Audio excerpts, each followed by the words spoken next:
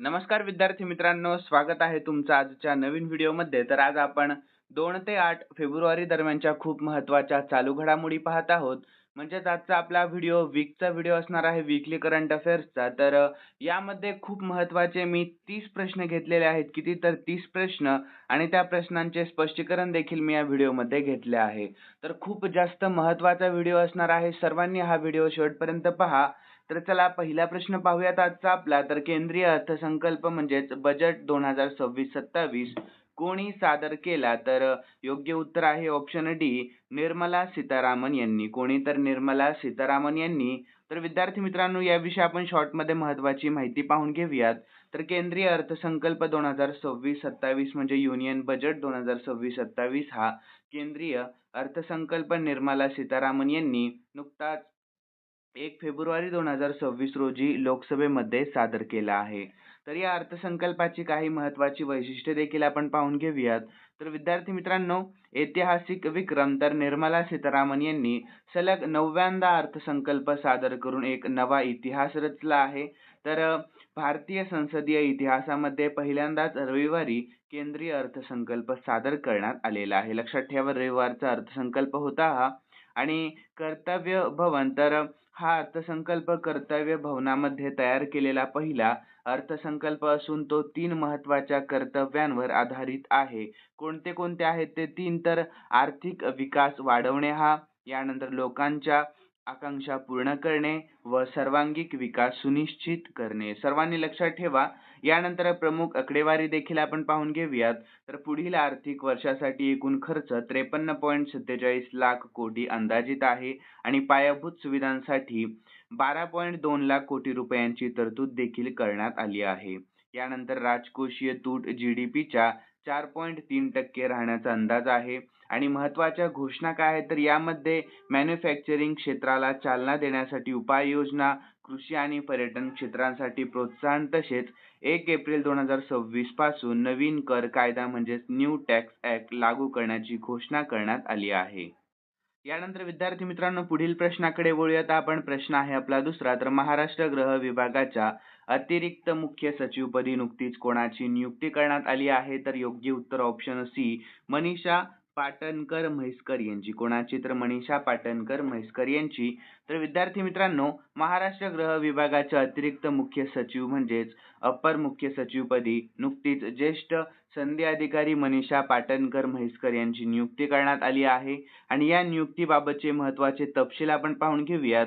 तर पदभार. तर मनीषा म्हैसकर यांनी 31 जानेवारी 2026 रोजी सेवानिवृत्त झालेले अधिकारी इक्बाल सिंह चहल यांच्याकडून या पदाचा कार्यभार स्वीकारला आहे. तर परिचय. तर त्या 1992 च्या बॅचच्या IAS अधिकारी आहेत आणि यापूर्वीचे त्यांचे पद कोणते होते? तर या नियुक्तीपूर्वी त्या राज्याच्या सार्वजनिक बांधकाम विभागामध्ये अप्पर मुख्य सचिव म्हणून कार्यरत होत्या.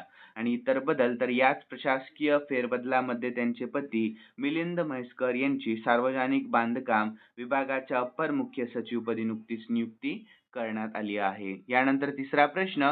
तर आपल्या देशातील सर्वात खाजगी आणि सरकारी शाळांना मुलींना मोफत सॅनिटरी पॅड वाटणे बंधनकारक करण्याचे निर्देश कोणी नुकतेच दिले आहेत? तर याचे योग्य उत्तर ऑप्शन सी, सर्वोच्च न्यायालयाने. कोणी? तर सर्वोच्च न्यायालयाने.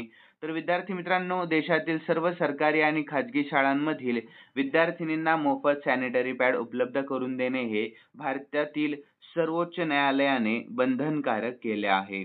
तर विद्यार्थी मित्रांनो, न्यायमूर्ती JB पारडीवाला आणि R महादेवन यांच्या खंडपीठाने 30 जानेवारी 2026 रोजी हा ऐतिहासिक निकाल दिला. आणि या संदर्भातील महत्त्वाचे मुद्दे देखील आपण खालीलप्रमाणे पाहून घेऊयात. तर विद्यार्थ्यांनो, मूलभूत अधिकार. तर न्यायालयाने स्पष्ट केले आहे की मासिक पाळीचे आरोग्य हा संविधानातील अनुच्छेद 21 नुसार जगण्याचा मूलभूत अधिकाराचा एक अविभाज्य भाग आहे. तर विद्यार्थ्यांनो, शाळांसाठी नियम. तर शहरी किंवा ग्रामीण भागातील सर्व प्रकारच्या सरकारी अनुदानित व विना अनुदानित शाळांनी इयत्ता 6वी ते 12वी मधील मुलींना मोफत सॅनिटरी पॅड पुरवणे अनिवार्य आहे. आणि इतर सुविधा. तर शाळांमध्ये मुला-मुलींसाठी स्वतंत्र स्वच्छतागृहे आणि मासिक पाळी स्वच्छता व्यवस्थापन कक्ष स्थापन करण्याचे आदेशही नुकतेच देण्यात आले आहेत. तर कारवाई. तर ज्या शाळा व या निर्देशांचे पालन करणार नाहीत त्यांची मान्यता रद्द करण्याचे कठोर निर्देश न्यायालयाने दिले आहेत आणि या संदर्भामध्ये जया ठाकूर यांनी दाखल केलेल्या जनहित याचिकेवर सुनावणी करताना सर्वोच्च न्यायालयाने हा निर्णय घेतला आहे.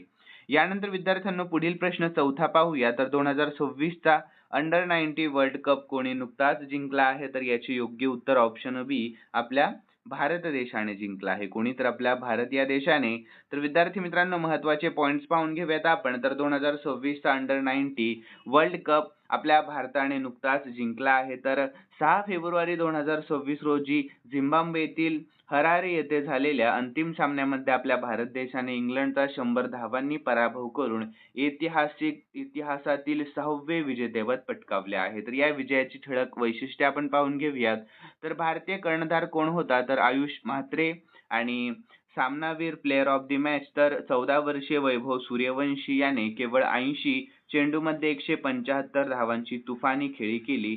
आणि धावसंख्या तर आपल्या भारताने 50 षटकात 9 बाद 411 धावा केल्या होत्या. प्रत्युत्तरानंतर इंग्लंडचा संघ 40.2 षटकामध्ये 311 धावांवर गारद झालेला आहे. तर विद्यार्थी मित्रांनो यानंतर आपल्या भारताने यापूर्वी 2000 मध्ये, 2008 मध्ये, 2012 मध्ये, 2018 आणि 2022 मध्ये हा विश्वचषक जिंकला असून आता 6व्यांदा विश्व विजेतेपदावर नाव कोरले आहे. यानंतर पाचवा प्रश्न. तर पेसा या कायद्याच्या अंमलबजावणीमध्ये कोणत्या राज्याने देशामध्ये पहिला क्रमांक पटकावला आहे? तर याचे योग्य उत्तर ऑप्शन डी आपल्या महाराष्ट्र या राज्याने. कोणत्या राज्याने? तर आपल्या महाराष्ट्र. तर विद्यार्थी मित्रांनो केंद्रीय पंचायती राज मंत्रालयाने 2024-25 साठी जाहीर केलेल्या पेसा राज्य क्रमवारीमध्ये आपल्या महाराष्ट्र राज्याने देशामध्ये पहिला क्रमांक पटकावला आहे. आणि या क्रमवारीमध्ये इतर राज्यांची स्थिती आपण पाहून घेऊयात. तर पहिला क्रमांक आहे आपल्या महाराष्ट्र राज्याचा, दुसरा क्रमांक आहे मध्य प्रदेशचा, तिसरा क्रमांक आहे हिमाचल प्रदेशचा. ठीक आहे, सर्वांनी लक्षात ठेवा. यानंतर महत्त्वाचे मुद्दे काय असणार आहे? तर महाराष्ट्र हे आदिवासी घटक योजनेच्या एकूण निधींपैकी 5% निधी थेट ग्रामपंचायतींना देणारे देशातील पहिले आणि एकमेव राज्य ठरले आहेत. तर ही क्रमवारी अनुसूचित क्षेत्रातील ग्रामसभा आणि पंचायत सशक्तीकरणाच्या अंमलबजावणीवर आधारित आहे. आणि विद्यार्थी मित्रांनो देशातील 10 राज्यांमध्ये म्हणजेच 5व्या अनुसूचीतील क्षेत्रे पेसा कायदा लागू आहेत, ज्यामध्ये आपल्या महाराष्ट्राने उत्कृष्ट कामगिरी केलेली दिसून येते. यानंतर 6वा प्रश्न खूप जास्त महत्त्वाचा आहे, सर्वांनी या प्रश्नाकडे लक्ष द्या. तर doctor Babasaheb Ambedkar advocate training सेंटरचे उद्घाटन नुकतेच कोठे करण्यात आले आहे? तर आपल्या महाराष्ट्रामध्ये करण्यात आले आहे. कोठे? तर आपल्या महाराष्ट्र राज्यामध्ये. तर विद्यार्थी मित्रांनो याविषयी शॉर्टमध्ये आपण महत्त्वाची माहिती पाहूयात. तर भारतातील पहिल्या Bharat Ratna doctor Babasaheb Ambedkar advocate training and research सेंटरचे उद्घाटन नवी मुंबई येथील तळोजा MIDC येथे करण्यात आले आहे. तर महत्त्वाची माहिती पाहून घ्या पॉइंटनुसार. तर उद्घाटन तारीख सर्वांनी लक्षात ठेवा 31 जानेवारी 2026 आहे. आणि कोणाच्या हस्ते करण्यात आले आहे? तर आपल्या महाराष्ट्राचे मुख्यमंत्री देवेंद्र फडणवीस व आपल्या भारताचे माजी सरन्यायाधीश भूषण गवई यांच्या हस्ते या केंद्राचे लोकार्पण झाले आहे. आणि कोणी स्थापना केली? तर महाराष्ट्र आणि गोवा बार कौन्सिलने हे केंद्र उभारले आहे. आणि उद्देश तर कायद्याचे शिक्षण व न्यायालयीन कामकाज यातील दरी कमी करून तरुण वकिलांना प्रशिक्षण देणे.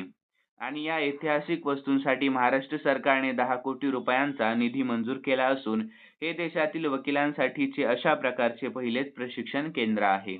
यानंतर पुढील प्रश्न आहे आपला 7वा. तर विद्यार्थी मित्रांनो रुद्र सशस्त्र हेलिकॉप्टर उडवणाऱ्या पहिल्या भारतीय महिला लष्करी पायलट कोण नुकत्याच ठरल्या आहेत? तर त्यांचे नाव आहे कॅप्टन हंसजा शर्मा. काय? तर कॅप्टन हंसजा शर्मा. तर विद्यार्थी मित्रांनो याविषयी आपण शॉर्टमध्ये महत्त्वाची माहिती पाहूयात. तर भारतीय लष्कराचे रुद्र हे प्रगत सशस्त्र हेलिकॉप्टर उडवणाऱ्या पहिल्या महिला पायलट कॅप्टन हंसजा शर्मा ह्या ठरल्या आहेत. तर या ऐतिहासिक कामगिरीबाबतची महत्त्वाची माहिती आपण पाहून घेऊयात. तर मूळ गाव काय? तर त्या मूळच्या जम्मू येथील आहेत. आणि विशेष कामगिरी काय? तर त्यांनी नाशिक येथील कॅम्बॉट आर्मी एव्हिएशन ट्रेनिंग स्कूल मध्ये प्रशिक्षणादरम्यान प्रथम क्रमांक पटकावलेला असून आणि सिल्वर चित्ता ट्रॉफी जिंकणाऱ्या त्या पहिल्या महिला अधिकारी देखील ठरल्या आहेत. आणि त्यांचे नेतृत्व तर 15 जानेवारी 2026 रोजी राजस्थानमध्ये पार पडलेल्या आर्मी डे परेडमध्ये त्यांनी 251 आर्मी एव्हिएशन स्क्वॉड्रनचे नेतृत्व केले आहे. यानंतर रुद्र हेलिकॉप्टर तर हे हिंदुस्तान एरोनॉटिक्स लिमिटेड म्हणजेच HAL द्वारे विकसित केलेले स्वदेशी बनावटीचे सशस्त्र हेलिकॉप्टर असून ते अत्याधुनिक क्षेपणास्त्रे आणि रॉकेटची सज्ज आहेत. तर यापूर्वी कॅप्टन अभिलाषा बराक यांनी भारतातील लष्कराच्या पहिल्या महिला कॉम्बॅट एव्हिएटर होण्याचा मान मिळवला होता. तर कॅप्टन हंसजा शर्मा या रुद्र उडवणाऱ्या पहिल्या महिला ठरल्या आहेत. यानंतर पुढील प्रश्न आहे आपला 8वा. तर विद्यार्थी मित्रांनो, फेब्रुवारी 2026 पर्यंत आपल्या भारतामध्ये एकूण किती रामसर स्थळे झालेली आहेत? तर याचे योग्य उत्तर आहे ऑप्शन सी, एकूण 98 झालेली आहेत. सर्वांनी लक्षात ठेवा, कारण खूप जास्त महत्त्वाचा प्रश्न आहे हा. तर याविषयी आपण महत्त्वाची माहिती पाहून घेऊया. तर फेब्रुवारी 2026च्या सुरुवातीला म्हणजे जागतिक पाणथळ दिवस 2 फेब्रुवारी 2026 या दिवशी उत्तर प्रदेशातील पटना पक्षी अभयारण्य व गुजरात मधील छारी धंद या नवीन स्थळांच्या समावेशानंतर आपल्या भारतामध्ये एकूण 98 रामसर स्थळे झालेली आहेत आणि ही संख्या एकूण दक्षिण आशियामध्ये सर्वाधिक आहे. यानंतर एकूण रामसर स्थळे सर्वांनी लक्षात ठेवा, मुद्दा पॉइंट आहे महत्वाचा. तर फेब्रुवारी 2026 मध्ये एकूण 98 झाली आहेत आणि नवीन जोडलेली स्थळे पटना पक्षी अभयारण्य उत्तर प्रदेशमध्ये आणि छारी धंद गुजरातमध्ये आहे आणि महत्त्व तर ही स्थळे आंतरराष्ट्रीय महत्त्वाच्या पाणथळ जागा म्हणून ओळखली जातात. यानंतर पुढील प्रश्न आहे 9वा. तर विद्यार्थी मित्रांनो, नवीन बुलेट ट्रेन प्रकल्पांतर्गत आपल्या महाराष्ट्रातील कोणत्या 2 मार्गांना मंजुरी देण्यात आली आहे? तर याचे योग्य उत्तर ऑप्शन सी, मुंबई पुणे आणि पुणे हैदराबाद या. ठीक आहे, सर्वांनी लक्षात ठेवा. तर विद्यार्थी मित्रांनो, याविषयी महत्त्वाची माहिती पाहून घेऊयात. तर नवीन बुलेट ट्रेन प्रकल्पांतर्गत आपल्या महाराष्ट्रातील मुंबई पुणे आणि पुणे हैदराबाद या 2 नवीन मार्गांना केंद्रीय अर्थसंकल्प 2026-27 मध्ये अधिकृतरित्या मंजुरी देण्यात आली आहे आणि या प्रकल्पाची प्रमुख वैशिष्ट्ये देखील आपण खालीलप्रमाणे पाहून घेऊयात. तर विद्यार्थी मित्रांनो, मुंबई पुणे बुलेट ट्रेन या मार्गामुळे मुंबई ते पुणे अंतर केवळ 48 मिनिटांमध्ये कापता येणार आहे आणि पुणे हैदराबाद बुलेट ट्रेन तर या मार्गामुळे दोन्ही शहरांमधील प्रवासाचा वेळ कमी होऊन फक्त 1 तास 55 मिनिटे इतका होणार आहे. आणि याचे उद्दिष्ट काय आहे? तर हे मार्ग प्रामुख्याने आपल्या महाराष्ट्रातील महत्त्वाच्या IT हबला जोडण्यासाठी प्रस्तावित करण्यात आले आहेत. आणि यानंतर विद्यार्थी मित्रांनो, या व्यतिरिक्त मुंबई अहमदाबाद हा देशातील पहिला बुलेट ट्रेन प्रकल्प आधीच प्रगतीपथावर आहे. यानंतर पुढील प्रश्न आहे 10वा. तर केंद्रीय अर्थसंकल्पामध्ये आपल्या महाराष्ट्रातील कोणत्या 3 शहरांना प्रत्येकी 5,000 कोटींचे ग्रोथ हब प्रस्तावित केले आहे? तर याचे योग्य उत्तर ऑप्शन डी, मुंबई पुणे आणि नागपूर या. ठीक आहे, सर्वांनी लक्षात ठेवा, काय तर मुंबई पुणे व नागपूर. तर विद्यार्थी मित्रांनो, याविषयी आपण शॉर्टमध्ये महत्त्वाची माहिती पाहून घेऊयात. 2026-27 च्या केंद्रीय अर्थसंकल्पामध्ये आपल्या महाराष्ट्रातील खालील 3 शहरांना प्रत्येकी 5,000 कोटी रुपयांचे ग्रोथ हब प्रस्तावित केले आहेत. तर लक्षात ठेवा, कोणते? तर मुंबई महानगर प्रदेशमध्ये मुंबई आणि पुणे महानगर प्रदेशमध्ये पुणे आणि नागपूर महानगर ग्रोथ हब नागपूरमधील. ठीक आहे, सर्वांनी लक्षात ठेवा. आणि महत्त्वाचे मुद्दे काय आहेत? तर कालावधी तर हा 5,000 कोटींचा निधी पुढील 5 वर्षांच्या कालावधीसाठी दिले जाणार आहे आणि याचे उद्दिष्ट तर या शहरांना आर्थिक विकासाची इंजिन बनवणे, पायाभूत सुविधा सुधारणे व रोजगारांच्या मोठ्या संधी निर्माण करणे हे या उपक्रमाचे मुख्य उद्दिष्ट ठरणार आहे. आणि नियोजन तर हे ग्रोथ हब नीती आयोगाच्या सहकार्याने विकसित केले जात आहेत. आणि विद्यार्थ्यांनो, इतर प्रकल्प तर या आर्थिक विकासाला गती देण्यासाठी मुंबई पुणे आणि पुणे हैदराबाद यांच्यासारख्या हायस्पीड रेल्वे कॉरिडॉरही विकसित केले जाणार आहेत. यानंतर 11वा प्रश्न. तर ऑस्ट्रेलियन ओपन 2026 पुरुष व महिला एकेरीचे विजेतेपद कोणी जिंकले आहे? तर याचे योग्य उत्तर आहे ऑप्शन डी, कार्लोस अल्काराज यांनी. कोणी? तर कार्लोस अल्काराज. तर विद्यार्थ्यांनो, पुरुष एकेरी तर स्पेनच्या कार्लोस अल्काराजने पुरुष एकेरीचे विजेतेपद जिंकले आहे. तर त्याने अंतिम सामन्यामध्ये दिग्गज नोवाक जोकोविचचा 2-6, 6-2, 6-3 व 7-5 अशा फरकावर पराभव केला आहे. तर या विजयासह अल्काराजने त्याचे पहिले ऑस्ट्रेलियन ओपन विजेतेपद मिळवले व वयाच्या 22व्या वर्षी करिअर ग्रँड स्लॅम पूर्ण करणारा तो सर्वात तरुण खेळाडू देखील ठरला आहे. तर महिला एकेरीमध्ये तर कझाकस्तानच्या एलेना रायबाकिनाने महिला एकेरीचे विजेतेपद पटकावले आणि तिने अंतिम सामन्यामध्ये बेलारूसच्या आर्यना सबलेंकाचा 6-4, 4-6 व 6-4 असा पराभव केला. तर रायबाकिना ही ऑस्ट्रेलियन ओपन जिंकणारी कझाकस्तानची पहिली महिला खेळाडू देखील ठरली आहे. यानंतर पुढील प्रश्न आहे 12वा. तर आशियातील सर्वात श्रीमंत व्यक्ती कोण बनले आहेत? तर याचे योग्य उत्तर ऑप्शन सी मुकेश अंबानी बनले आहेत. कोण? तर मुकेश अंबानी. तर विद्यार्थी मित्रांनो, फेब्रुवारी 2026च्या ताज्या आकडेवारीनुसार रिलायन्स इंडस्ट्रीजचे अध्यक्ष मुकेश अंबानी हे पुन्हा एकदा आशियातील सर्वात श्रीमंत व्यक्ती बनले आहेत आणि अंबानी व गौतम अदानी यांच्यामध्ये या स्थानासाठी सातत्याने चढाओढ सुरू असते, परंतु सध्याच्या जागतिक श्रीमंतांच्या यादीमध्ये अंबानी आघाडीवर आहेत आणि मुकेश अंबानी तर त्यांची एकूण संपत्ती अंदाजे $98 अब्ज ते 103 अब्ज दरम्यान असून ते आशियातील पहिल्या आणि जगामध्ये साधारणपणे 19व्या क्रमांकावर आहेत. तर अलीकडेच भारत अमेरिका व्यापार कराराच्या सकारात्मक बातम्यांमुळे त्यांच्या कंपन्यांच्या शेअर्समध्ये मोठी वाढ झाली आहे आणि गौतम अदानी तर ते आशियातील दुसऱ्या क्रमांकाचे श्रीमंत व्यक्ती आहेत आणि त्यांची संपत्ती अंदाजे $82 अब्ज ते $90 अब्ज असून ते जागतिक स्तरावर 28व्या स्थानावर आहेत. यानंतर पुढील प्रश्न आहे 13वा. तर कोणत्या बँकेने चक्र नावाचे एक विशेष व्याजपीठ सुरू केले आहे? तर याचे योग्य उत्तर option C State Bank of इंडियाने सुरू केले आहे. कोणी? तर स्टेट बँक ऑफ इंडियाने. तर विद्यार्थी मित्रांनो, याविषयी आपण महत्त्वाची माहिती पाहून घेऊया. तर स्टेट बँक ऑफ इंडिया म्हणजेच SBI ने चक्र म्हणजेच centre for high end knowledge and robust action नावाचे विशेष केंद्र सुरू केले आहे. तर जानेवारी 2026च्या अखेरीमध्ये सुरू करण्यात आलेले हे व्यासपीठ प्रामुख्याने सूर्योदय क्षेत्रांना वित्तपुरवठा करण्यासाठी व संस्थात्मक क्षमता बळकट करण्यासाठी तयार करण्यात आले आहे. आणि चक्र केंद्राची मुख्य वैशिष्ट्ये काय आहेत? तर उद्देश आहे EV, ग्रीन हायड्रोजन, सौर ऊर्जा आणि प्रगत निर्मिती यांसारख्या उद्योन्मुख क्षेत्रांना मदत करणे आणि लक्ष्य तर 2047 पर्यंत विकसित भारत बनवण्याच्या उद्दिष्टांसाठी ऊर्जा वित्तपुरवठा करणे. यानंतर 14वा प्रश्न. तर युनियन बँक ऑफ इंडियाने नवीन मुख्य महाव्यवस्थापक म्हणून नुकतीच कोणाची नियुक्ती केली आहे? तर याचे योग्य उत्तर आहे ऑप्शन बी श्री सर्वेश रंजन यांची. कोणाची? तर श्री सर्वेश रंजन यांची. तर विद्यार्थी मित्रांनो, युनियन बँक ऑफ इंडियाने श्री सर्वेश रंजन यांची नवीन मुख्य महाव्यवस्थापक म्हणून नुकतीच नियुक्ती केली आहे. तर या नियुक्तीबद्दलचे महत्त्वाचे तपशील आपण पाहून घेऊयात. तर प्रभावी तारीख. तर त्यांची ही नियुक्ती 1 फेब्रुवारी 2026 पासून लागू झाली आहे आणि कोणाची जागा त्यांनी घेतली? तर त्यांनी श्री भास्करराव कारे यांची जागा घेतली, जे 31 जानेवारी 2026 रोजी सेवानिवृत्त झाले. आणि अनुभव. तर श्री सर्वेश रंजन हे इंजिनिअरिंग पदवीधर असून त्यांना बँकिंग क्षेत्रातील सुमारे 30 वर्षांचा प्रदीर्घ अनुभव देखील आहे. तर विद्यार्थ्यांनो, त्यांची मागील जबाबदारी. तर या पदोन्नतीपूर्वी ते बँकेमध्ये सरव्यवस्थापक म्हणजे जनरल मॅनेजर म्हणून कार्यरत होते व सेंट्रल रिकॉन्सिलेशन, ट्रान्झॅक्शनल मॉनिटरिंग आणि विभागाचे प्रमुख देखील ते होते. तर विद्यार्थी मित्रांनो, याच काळामध्ये बँकेने धीरेंद्र जैन यांची नवीन मुख्य वित्तीय अधिकारी म्हणूनही नियुक्ती केलेली आहे. तर विद्यार्थी मित्रांनो, यानंतर पुढील 15वा प्रश्न पाहूयात आपण. तर 2 ते 25 फेब्रुवारी 2026 दरम्यान आपल्या भारतीय तिन्ही संरक्षण दलांसाठी तिसरा फ्युचर वॉरफेअर कोर्स कोठे आयोजित केला जात आहे? तर याचे योग्य उत्तर ऑप्शन सी नवी दिल्लीमध्ये. कोठे? तर नवी दिल्लीमध्ये.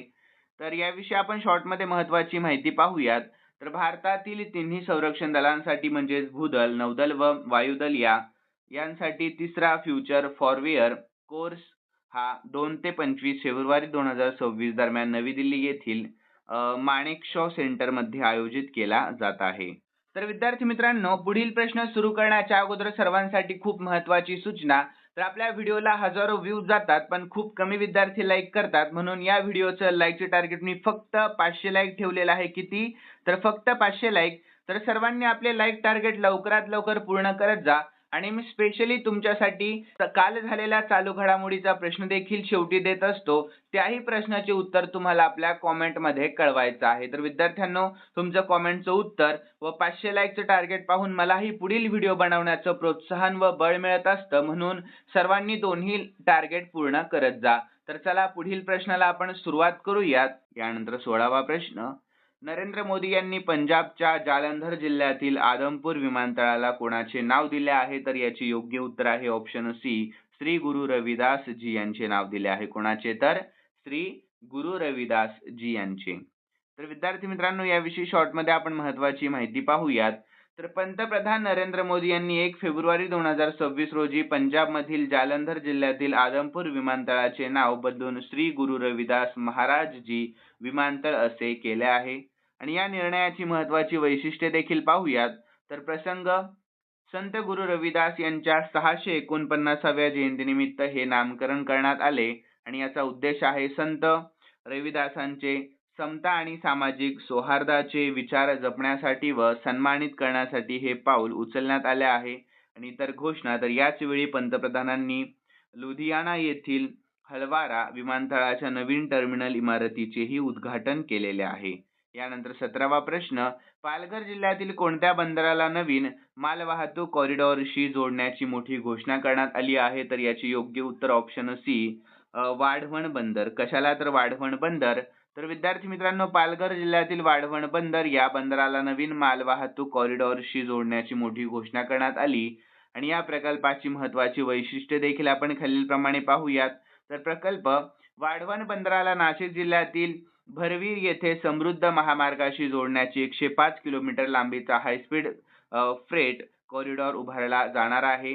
आणि रेल्वे कनेक्टिव्हिटी, तर केंद्रीय रेल्वे मंत्री अश्विनी वैष्णव यांनी नुकतीच घोषणा केली आहे की वाढवण बंदराला नवीन डेडिकेटेड फ्रेट कॉरिडॉरशी देखील जोडले जाईल, ज्यामुळे देशांतर्गत मालवाहतूक अधिक वेगवान होणार आहे. आणि याचा फायदा, तर या नवीन कॉरिडॉरमुळे बंदर ते समृद्ध महामार्गापर्यंतचे 183 किलोमीटरचे अंतर कमी होऊन 105 किलोमीटरवर येईल, ज्यामुळे प्रवासाचा वेळ 5 तासांवरून केवळ 10 मिनिटांवर येईल. आणि मार्ग, तर हा कॉरिडॉर पालघरमधील डहाणू, विक्रमगड, जव्हार आणि मोखाडा या तालुक्यांमधून जाणार आहे. आणि हा प्रकल्प महाराष्ट्र राज्य रस्ते विकास महामंडळाद्वारे राबवला जाणार असून यामुळे उत्तर महाराष्ट्र, विदर्भ व मराठवाड्यातील कृषी व औद्योगिक उत्पादनांना थेट बंदरांची कनेक्टिव्हिटी मिळणार आहे.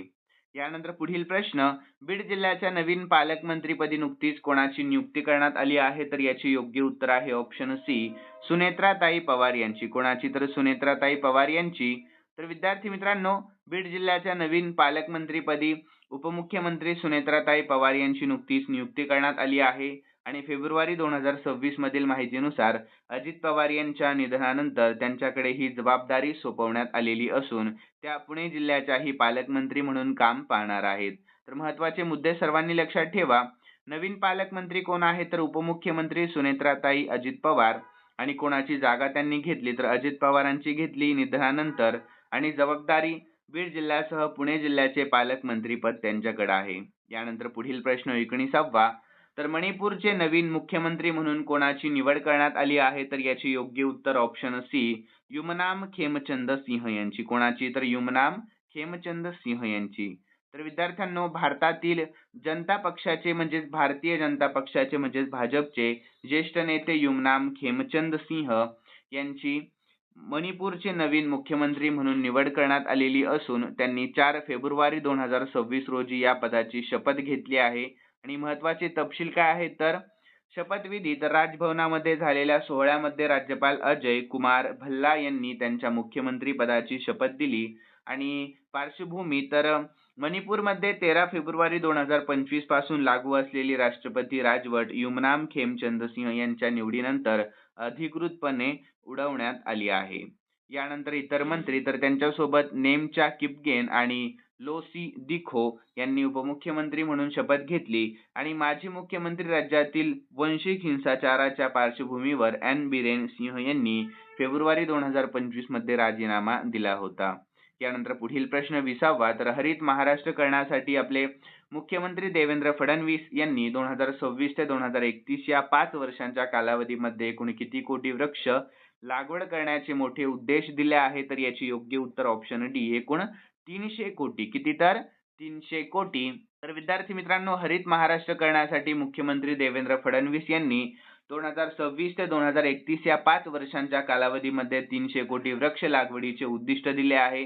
तर विद्यार्थी मित्रांनो, या उपक्रमाची काही महत्त्वाची वैशिष्ट्ये आपण खालीलप्रमाणे पाहून घेऊया. तर मुख्य उद्दिष्ट काय आहे? तर राज्याचे वनक्षेत्र सध्याच्या 20% वरून 33% पर्यंत वाढवणे आणि हरित महाराष्ट्र प्राधिकरण तर या मिशनच्या समन्वयासाठी स्वातंत्र्य प्राधिकरणाची स्थापना केली जाणार आहे आणि पहिल्या वर्षाचे लक्ष्य तर पहिल्याच वर्षी सुमारे 20 कोटी रोपांची लागवड करण्याचे नियोजन आहे. यानंतर देखभाल तर लावलेल्या झाडांच्या जगण्याचे प्रमाण वाढवण्यासाठी देखभालीचा कालावधी 3 ते 5 वर्षांवरून वाढवून 10 वर्ष करण्यात आला आहे आणि प्राधान्य क्षेत्र तर मराठवाड्यासारख्या कमी वनक्षेत्र असलेल्या भागांना या मोहिमेमध्ये प्राधान्य दिले जाणार देखील आहे. यानंतर 21वा प्रश्न, प्रो रेसलिंग लीग 2026 चे विजेतेपद कोणत्या संघाने नुकतेच जिंकले आहे तर याची योग्य उत्तर ऑप्शन डी हरियाणा थंडर्स या संघाने. कोणी तर हरियाणा थंडर्स या. तर विद्यार्थी मित्रांनो, हरियाणा थंडर संघाने 2026 च्या प्रो रेसलिंग लीगचे विजेतेपद पटकावले आहे आणि नोएडा इंडोर स्टेडियम मध्ये 1 फेब्रुवारी 2026 रोजी झालेल्या अटीतटीच्या अंतिम सामन्यामध्ये हरियाणा थंडर्सने दिल्ली दंगल वॉरियर्सचा 5-4 अशा फरकाने पराभव केला.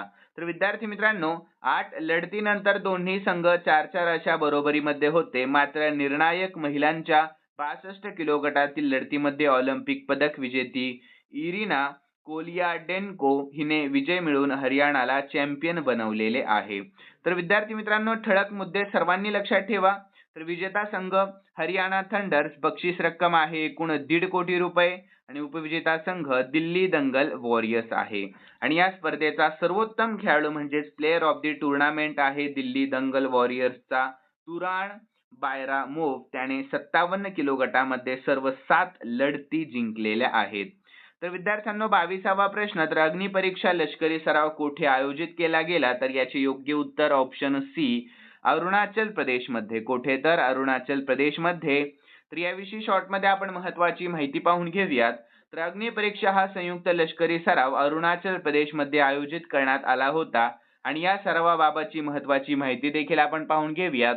तर विद्यार्थ्यांनो, सहभागी दल तर भारतीय लष्कर म्हणजेच इंडियन आर्मी आणि भारत तिबेट सीमा पोलीस म्हणजेच ITBP हा होता आणि ठिकाण तर हा सराव प्रामुख्याने अरुणाचल प्रदेशातील पूर्व सियांग जिल्ह्यातील सिगार येथे पार पडलेला आहे. यानंतर उद्देश काय तर लष्कर आणि ITBP यांच्यातील समन्वय सुधारणे आणि विशेषत तोफखाना नसलेल्या तुकड्यांना तोफखाना प्रक्रियांची ओळख करून देणे आणि कालावधी तर हा सराव जानेवारी-फेब्रुवारी 2026 च्या दरम्यान आयोजित करण्यात आला होता. यानंतर याशिवाय भारत आणि सिंगापूर यांच्यामध्ये होणारा अग्नि वॉरियर हा द्विपक्षीय सराव आपल्या महाराष्ट्रातील देवळाली नाशिक येथे आयोजित केला जातो, जो यापेक्षा वेगळा आहे.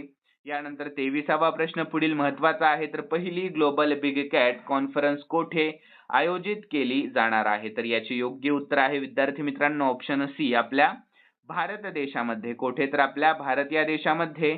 तर विद्यार्थ्यांनो, पहिली ग्लोबल बिग कॅट समिट 2026 मध्ये आपल्या भारताची राजधानी नवी दिल्ली येथे आयोजित केली जाणार आहे आणि या परिषदेची काही प्रमुख वैशिष्ट्ये देखील आपण पाहून घेऊयात. तर आयोजन तर ही परिषद आंतरराष्ट्रीय बिग कॅट अलायन्स अंतर्गत आयोजित केली जाईल, जी एक आंतरराष्ट्रीय संस्था म्हणून 2025 मध्ये अधिकृतपणे कार्यान्वित झालेली आहे. आणि सहभाग तर यामध्ये 95 देशांचे राष्ट्रप्रमुख व मंत्री सहभागी होण्याची अपेक्षा आहे आणि याचा उद्देश आहे, सर्वांनी लक्षात ठेवा, वाघ, सिंह, बिबट्या, हिमबिबट्या, चित्ता, जाग्वार व प्युमा या 7 प्रमुख बिग कॅट प्रजातींच्या संरक्षणासाठी जागतिक धोरण आखणे हा या परिषदेचा मुख्य उद्देश आहे. आणि घोषणा तर केंद्रीय अर्थमंत्री निर्मला सीतारामन यांनी फेब्रुवारी 2026 च्या अर्थसंकल्पीय भाषणामध्ये या परिषदेच्या आयोजनाची अधिकृत घोषणा केलेली आहे. यानंतर पुढील प्रश्न आहे 24वा, तर मणिपूरच्या पहिल्या महिला उपमुख्यमंत्री कोण बनल्या आहेत तर याचे योग्य उत्तर आहे ऑप्शन बी नेमच्या किपगेन असे त्यांचे नाव आहे. काय तर नेमच्या किपगेन. तर विद्यार्थ्यांनो, नेमच्या किपगेन या मणिपूरच्या पहिल्या महिला उपमुख्यमंत्री बनल्या आहेत आणि त्यांच्या निवडीबाबतची महत्वाची माहिती देखील आपण पाहूयात. तर शपथविधी तर त्यांनी 4 फेब्रुवारी 2026 रोजी मणिपूरच्या उपमुख्यमंत्री पदाची शपथ घेतली आणि त्यांनी नवी दिल्लीतील मणिपूर भवन येथून व्हर्च्युअली म्हणजेच ऑनलाईन माध्यमातून ही शपथ घेतलेली आहे. तर विद्यार्थ्यांनो, राजकीय पार्श्वभूमी आहे त्यांची तर नेमच्या किपगेन या भारतीय जनता पक्षाच्या म्हणजेच भाजपच्या नेत्या असून त्या कांगपोकपी विधानसभा मतदारसंघाचे प्रतिनिधित्व करतात. तर विद्यार्थ्यांनो, ऐतिहासिक महत्व काय आहे तर त्या मणिपूरच्या पहिल्या महिला उपमुख्यमंत्री तर आहेतच, पण कुकी झो समुदायातील या पदावर पोहोचणाऱ्या त्या पहिल्या व्यक्ती देखील ठरल्या आहेत. आणि मंत्रिमंडळ तर मुख्यमंत्री यमुना खेमचंद सिंग यांच्या नेतृत्वाखालील नवीन सरकारमध्ये त्या उपमुख्यमंत्री म्हणून कार्यरत आहेत. तर विद्यार्थी मित्रांनो, त्यांच्यासोबत लोसी दिखो हे देखील उपमुख्यमंत्री म्हणून नियुक्त झाल्या आहेत. यानंतर पुढील प्रश्न आहे 25वा. तर महिला प्रीमियर लीग म्हणजे WPL 2026 चे विजेतेपद कोणत्या संघाने नुकतेच जिंकले आहे? तर याची योग्य उत्तर option D, royal challengers Bengaluru या कोणत्या तर RCB या संघाने. तर विद्यार्थ्यांनो, याविषयी शॉर्ट मध्ये आपण महत्त्वाची माहिती देखील पाहूयात. तर महिला प्रीमियर लीग म्हणजे WPL 2026 चे विजेतेपद रॉयल चॅलेंजर्स बेंगळुरू म्हणजे RCB या संघाने नुकतेच जिंकले आहे. आणि 5 फेब्रुवारी 2026 रोजी वडोदरा येथील कोटांबी स्टेडियमवर झालेल्या अटीतटीच्या अंतिम सामन्यामध्ये त्यांनी दिल्ली कॅपिटल्सचा पराभव केला. आणि या विजयाची काही महत्त्वाची वैशिष्ट्ये देखील आपण पाहून घेऊयात. तर विक्रमी धावसंख्या, तर RCBने 204 धावांचे आव्हान यशस्वीपणे पूर्ण केले, जे WPL इतिहासातील सर्वात मोठे यशस्वी चेस ठरले. तर विद्यार्थी मित्रांनो, कर्णधाराची खेळी, तर स्मृती मानधनाने 87 धावांची तुफानी खेळी करत विजयामध्ये मोलाचा वाटा उचलला. आणि दुसरे विजेतेपद, तर हे RCBचे एकूण दुसरे विजेतेपद असून त्यांनी मुंबई इंडियन्सच्या सर्वाधिक 2 वेळा विजेतेपद जिंकण्याच्या विक्रमाशी बरोबरी केली आहे. आणि बक्षीसची रक्कम, तर विजेत्या RCB संघाला 6 कोटी रुपये तर उपविजेत्या दिल्ली कॅपिटल्सला 3 कोटी रुपये मिळाले आहेत. आणि या हंगामामध्ये स्मृती मानधनाने सर्वाधिक धावा करत ऑरेंज कॅप पटकावली, तर सोफी डिवाइनने गुजरात जायंट्स तर सर्वाधिक बळी घेत पर्पल कॅट आणि मोसमातील सर्वोत्तम खेळाडूचा मान देखील मिळवलेला आहे. यानंतर पुढील प्रश्न 26वा.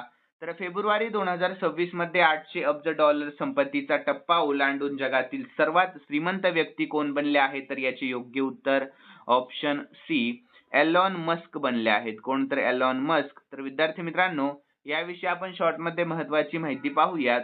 तर फेब्रुवारी 2026 मध्ये एलॉन मस्क 800 अब्ज डॉलर्स पेक्षा जास्त संपत्ती असणारे जगातील पहिले व्यक्ती बनले आहेत. तर विद्यार्थ्यांनो, सध्याची संपत्ती, तर त्यांची एकूण संपत्ती 852 अब्ज डॉलर्स म्हणजे सुमारे 77 लाख कोटी रुपयेवर पोहोचली आहे. कारण त्यांच्या SpaceX या रॉकेट निर्मिती कंपनीने xAI या कृत्रिम बुद्धिमत्ता कंपनीचे अधिग्रहण केल्यामुळे त्यांच्या संपत्तीमध्ये एका दिवसामध्ये सुमारे 84 अब्ज डॉलर्सची मोठी वाढ झालेली दिसून आली. तर विक्रम, तर हा टप्पा गाठणारे ते मानवी इतिहासातील पहिलेच व्यक्ती देखील ठरले आहेत. आणि त्यांच्यानंतर लॅरी पेज आणि जेफ बेझोस हे अनुक्रमे दुसऱ्या आणि तिसऱ्या क्रमांकावर आहेत. परंतु मस्क यांच्याशी तुलना करता त्यांची संपत्ती 250 ते 260 अब्ज डॉलर्सच्या आसपास आहे. यानंतर पुढील प्रश्न, हायड्रोजन बस वापरणारे आपल्या भारतातील पहिले विमानतळ कोणते विमानतळ आहे? तर याची योग्य उत्तर आहे ऑप्शन डी, कोचीन आंतरराष्ट्रीय विमानतळ. कोणते? तर कोचीन आंतरराष्ट्रीय विमानतळ. तर विद्यार्थी मित्रांनो, हायड्रोजन बस वापरणारे कोचीन आंतरराष्ट्रीय विमानतळ हे आपल्या भारतातील पहिले विमानतळ ठरले आहे. आणि या उपक्रमाची महत्त्वाची वैशिष्ट्ये काय आहेत? तर करार, तर कोचीन आंतरराष्ट्रीय विमानतळ लिमिटेड आणि Kerala hydrogen valley innovation cluster यांच्यामध्ये या संदर्भामध्ये करार झाला. आणि बसेसची संख्या, तर या प्रकल्पाअंतर्गत सुरुवातीला हायड्रोजन इंधन सेलवर चालणाऱ्या 3 बसेस प्रवाशांच्या वाहतुकीसाठी वापरल्या जाणार आहेत. आणि याचा उद्देश काय? तर विमानतळ परिसरातील प्रदूषण कमी करणे व हरित इंधनाचा वापर वाढवणे हा या मागचा मुख्य उद्देश आहे. आणि इंधन पुरवठा, तर या बसेससाठी लागणारा हायड्रोजन विमानतळावरच उभारल्या जाणाऱ्या ग्रीन हायड्रोजन प्लांटद्वारे पुरवला जाईल. आणि विशेष म्हणजे कोचीन विमानतळ हे जगातील पहिले पूर्णपणे सौर ऊर्जेवर चालणारे विमानतळ देखील ठरले आहे. यानंतर विद्यार्थ्यांना पुढील प्रश्न 28वा. तर पंचायत प्रगती निर्देशांक 2.0 मध्ये कोणते राज्य प्रथम क्रमांकावर आहे? तर याचे योग्य उत्तर ऑप्शन सी, त्रिपुरा हे राज्य. कोणते? तर त्रिपुरा. तर विद्यार्थी मित्रांनो, याविषयी आपण महत्त्वाची माहिती पाहून घेऊया. तर पंचायत प्रगती निर्देशांक 2.0 मध्ये त्रिपुरा हे राज्य प्रथम क्रमांकावर आहे. आणि या निर्देशांकातील काही महत्त्वाचे मुद्दे देखील आपण खालीलप्रमाणे पाहून घेऊयात. तर अव्वल स्थान, तर त्रिपुरा राज्यातील सिपाहीजाला जिल्ह्यातील जुगल किशोरनगर ग्राम समितीने 88.44 गुणांसह देशभरातील सुमारे 2.5 लाख ग्रामपंचायतींमध्ये प्रथम क्रमांक पटकावला आहे. तर या राज्याची कामगिरी तर त्रिपुरातील एकूण 3 पंचायतींनी राष्ट्रीय स्तरावर पहिल्या 4 क्रमांकांमध्ये स्थान मिळवले आहे. तर यामध्ये दक्षिण नलचर तिसऱ्या तर चेसरी माई चौथ्या क्रमांकावर आहे. तर विद्यार्थी मित्रांनो 100% सहभाग तर 2023-24 या आर्थिक वर्षासाठी त्रिपुरातील सर्व 1176 ग्रामपंचायतींनी माहिती सादर करणे आणि पडताळणी प्रक्रियेमध्ये 100% यश मिळवले आहे. यानंतर पुढील प्रश्न, एअरपोर्ट ऑफ द इयर हा पुरस्कार कोणत्या विमानतळाला मिळाला आहे? तर याचे योग्य उत्तर आहे ऑप्शन सी, दिल्ली आंतरराष्ट्रीय विमानतळाला. कोणत्या? तर दिल्ली आंतरराष्ट्रीय विमानतळाला. तर विद्यार्थ्यांनो 2026 चा एअरपोर्ट ऑफ द इयर हा पुरस्कार खालील 2 महत्त्वाच्या श्रेणींमध्ये देण्यात आलेला आहे. तर आपल्या भारतामध्ये विंग्स इंडिया 2026 नुसार नवी दिल्ली येथील इंदिरा गांधी आंतरराष्ट्रीय विमानतळाला हैदराबादमध्ये झालेल्या विंग्स इंडिया 2026 कार्यक्रमामध्ये एअरपोर्ट ऑफ द इयर हा पुरस्काराने नुकतेच सन्मानित करण्यात आले आहे. यानंतर विद्यार्थ्यांनो हे विमानतळ दिल्ली इंटरनॅशनल एअरपोर्ट लिमिटेड द्वारे चालवले जाते आणि जागतिक स्तरावर म्हणजे एअर ट्रान्सपोर्ट वर्ल्ड मध्ये जर्मनीच्या म्युनिक विमानतळाला प्रतिष्ठित एअरपोर्ट ऑफ द इयर 2026 हा किताब मिळालेला आहे. ही देखील माहिती सर्वांनी लक्षात ठेवा. यानंतर 30वा प्रश्न, तर आपल्या भारतातील सर्वात मोठे अक्षय ऊर्जा योगदान देणारे राज्य कोणते ठरले आहे? तर याचे योग्य उत्तर ऑप्शन सी, गुजरात हे. कोणते? तर गुजरात हे. तर विद्यार्थ्यांनो याविषयी शॉर्ट मध्ये महत्त्वाची माहिती पाहूयात. 2026 च्या सुरुवातीच्या आकडेवारीनुसार गुजरात हे आपल्या भारतातील सर्वात मोठे अक्षय ऊर्जा योगदान देणारे राज्य ठरले आहे आणि या गुजरातने 42.5 गिगावॅट पेक्षा जास्त स्थापित क्षमता गाठून अव्वल स्थान पटकावले आहे, जे देशाच्या एकूण अक्षय ऊर्जा उत्पादनामध्ये लक्षणीय वाटा उचलते. यापूर्वी राजस्थान व गुजरातमध्ये चुरस होती, परंतु आता गुजरात आघाडीवर आहे आणि गुजरात अक्षय ऊर्जेमध्ये म्हणजे सौर आणि पवन ऊर्जामध्ये अव्वल 42.5 गिगावॅट क्षमता आहे. सर्वांनी लक्षात ठेवा. आणि राजस्थान तर सौर ऊर्जा निर्मितीमध्ये आणि एकूण स्थापित क्षमतेमध्ये गुजरातच्या जवळ दुसरे स्थान आहे आणि तामिळनाडू तर पवन आणि सौर ऊर्जा क्षेत्रामध्ये महत्त्वपूर्ण योगदानासह तिसऱ्या क्रमांकावर आहे आणि गुजरातचा हा गौरव सौर आणि पवन ऊर्जेवर भर देणाऱ्या सरकारी धोरणांमुळे शक्य झालेला आहे. तर विद्यार्थ्यांना 2 प्रश्न आपले एक्स्ट्रा आहेत, 31 आणि 32. सर्वांनी प्रश्नांकडे लक्ष द्या. तर 35वी किशोर व किशोरी सब ज्युनियर राष्ट्रीय खो खो स्पर्धा 2025-26 चे किशोरी म्हणजेच मुली या गटांचे विजेतेपद कोणत्या संघाने जिंकले आहे? तर याचे योग्य उत्तर ऑप्शन सी, आपल्या महाराष्ट्र या संघाने जिंकले आहे. कोणत्या? तर आपल्या महाराष्ट्र. तर याविषयी शॉर्ट मध्ये महत्त्वाची माहिती पाहूयात. तर हरियाणातील कुरुक्षेत्र येथे 31 जानेवारी ते 4 फेब्रुवारी 2026 दरम्यान पार पडलेल्या 35व्या किशोर व किशोरी सब ज्युनियर राष्ट्रीय खो खो स्पर्धेचे विजेतेपद खालीलप्रमाणे आपण पाहून घेऊयात. तर किशोरी मुली गटामध्ये महाराष्ट्र संघाचे विजेतेपद पटकावले आहे आणि अंतिम सामन्यामध्ये आपल्या महाराष्ट्राने राजस्थानचा 27-15 अशा फरकावर पराभव करून सलग 8व्यांदा सुवर्ण पदक जिंकण्याचा ऐतिहासिक पराक्रम केला. आणि किशोर म्हणजेच मुले, तर मुले गटांमध्ये या गटात ओडिशा संघाने सुवर्ण पदक जिंकले आणि अंतिम सामन्यामध्ये ओडिशाने कोल्हापूरवर 31-24 अशी मात करत आपले पहिले राष्ट्रीय विजेतेपद पटकावले आहे. आणि या स्पर्धेमध्ये आपल्या महाराष्ट्राच्या अपर्णा वर्देला सर्वोत्कृष्ट किशोरी खेळाडूचा इला पुरस्कार देऊन गौरविण्यात आलेले आहे. यानंतर शेवटचा प्रश्न, तर टॉम ट्रॅफिक इंडेक्स 2025 नुसार आपल्या भारतातील सर्वाधिक वाहतूक कोंडी असलेल्या शहरांमध्ये कोणते शहर पहिल्या क्रमांकावर आहे? तर याचे योग्य उत्तर ऑप्शन डी, बेंगळुरू या. कोणत्या? तर बेंगळुरू या. तर विद्यार्थी मित्रांनो याविषयी शॉर्ट मध्ये महत्त्वाची माहिती पाहूयात. तर टॉम ट्रॅफिक इंडेक्स 2025 नुसार आपल्या भारतामध्ये सर्वाधिक वाहतूक कोंडी असलेल्या शहरांमध्ये बेंगळुरू हे शहर पहिल्या क्रमांकावर आहे. आणि महत्त्वाचे मुद्दे पाहूयात आपण. तर बेंगळुरू तर आपल्या भारतामध्ये प्रथम क्रमांकावर असून जागतिक स्तरावर मेक्सिको सिटी नंतर हे दुसऱ्या क्रमांकाचे सर्वाधिक कोंडी असलेले शहर ठरले आहे. तर येथे सरासरी 10 किलोमीटर अंतरासाठी 36 मिनिटे व 9 सेकंद लागतात. तर पुणे तर आपल्या भारतामध्ये दुसऱ्या क्रमांकावर व जगामध्ये 5व्या क्रमांकावर आहे पुणे. तर विद्यार्थ्यांनो मुंबई तर आपल्या भारतातील तिसऱ्या क्रमांकाचे सर्वाधिक कोंडी असलेले शहर असून जागतिक स्तरावर 18व्या क्रमांकावर आहे. आणि इतर शहरे तर या यादीमध्ये नवी दिल्ली 23व्या क्रमांकावर व कोलकाता 29व्या क्रमांकावर आहे. या शहरांचा यामध्ये समावेश करण्यात आला आहे. तर विद्यार्थ्यांनो, खालील 2 प्रश्न मी स्पेशली तुमच्यासाठी ठेवलेले आहेत आणि हे 2 प्रश्न आपण या वीकली करंट अफेअर व्हिडिओमध्ये पाहिलेत. तर विद्यार्थ्यांनो, सर्वांनी प्रयत्न करा दोन्ही प्रश्नाचं उत्तर आपल्या कॉमेंटमध्ये सांगण्याचा आणि व्हिडिओ कसा वाटला हे देखील कॉमेंटमध्ये कळवा. तर प्रश्न पाहूयात. केंद्रीय अर्थसंकल्प म्हणजेच बजेट 2026-27 कोणी सादर केला आहे? तर सर्वांनी योग्य उत्तर आपल्या कॉमेंटमध्ये सांगा. यानंतर पुढील प्रश्न दुसरा. तर फेब्रुवारी 2026 पर्यंत आपल्या भारतामध्ये एकूण किती रामसर स्थळे झाली आहे? तर याचेही योग्य उत्तर सर्वांनी आपल्या कॉमेंटमध्ये कळवायचं आहे. आणि विद्यार्थी मित्रांनो, जाता जाता सर्वांनी या व्हिडिओला लाईक, शेअर आणि सबस्क्राईब करायला अजिबात विसरू नका. तर चला भेटूयात नवीन व्हिडिओमध्ये. धन्यवाद.